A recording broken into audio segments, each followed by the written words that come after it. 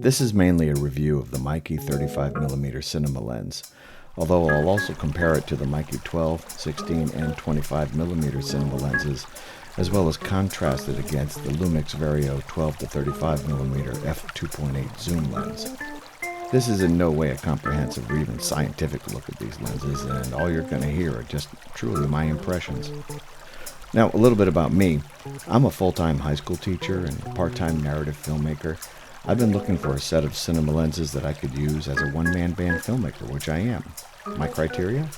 The lenses must be inexpensive, they must be solid, i.e. not plastic, and they must be cinema ready and not converted to cinema lenses. They must be consistent with each other across the board. I mean, I've looked at the Rokinon lenses, Vedra, SLR Magic, and Voigtlander series, and each has their good and bad points. As a matter of fact, I love the Voigtlander lenses, but I can't afford or justify their purchase.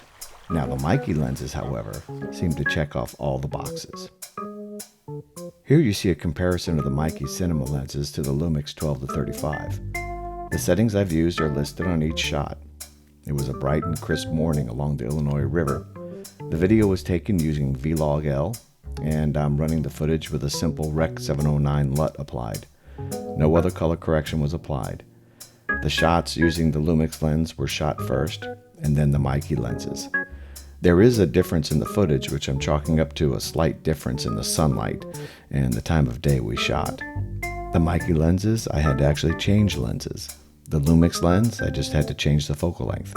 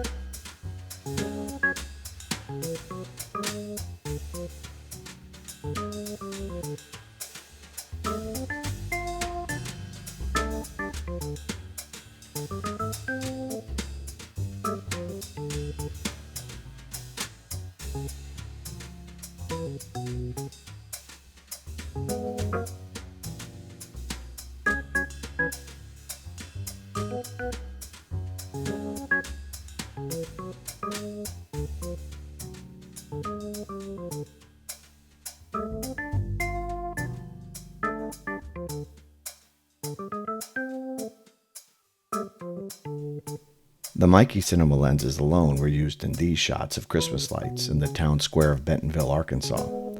The footage on the left is straight Vlog, and on the right is the same exact footage with the LUT applied, just so you can see the difference.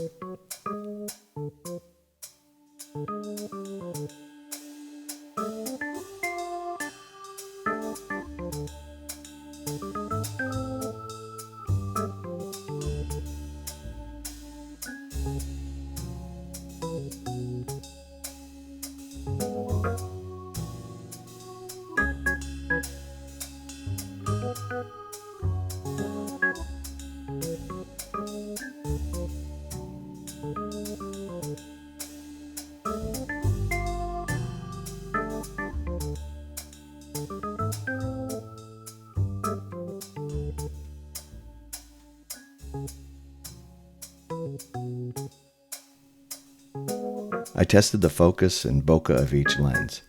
Here I've applied the LUT to all of the shots, mainly because I was just looking at bokeh and focus breathing. I didn't really see any noticeable focus breathing at all during any of the rack focusing I was doing. And the bokeh itself, very pretty.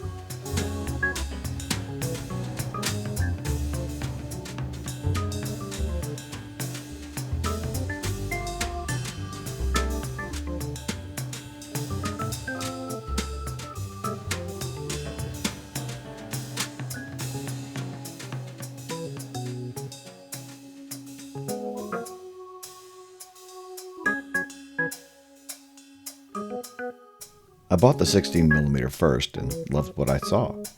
I purchased the 25mm next and shot a short film with just those two lenses and was very happy with the results. The 12mm followed, giving me a wonderful wide-angle view without being fisheye, actually. And finally, the 35mm comes in and rounds out my kit. It turns out to be a really wonderful portrait lens.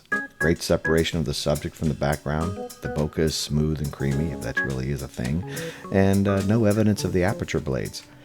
The Meike uses 10 rounded blades, so the round bokeh balls don't really detract from the image. They actually enhance it, I think. Though I still use the Lumix 12-35 as my walk-around go-to lens, the Meike lenses are perfect for my filmmaking style.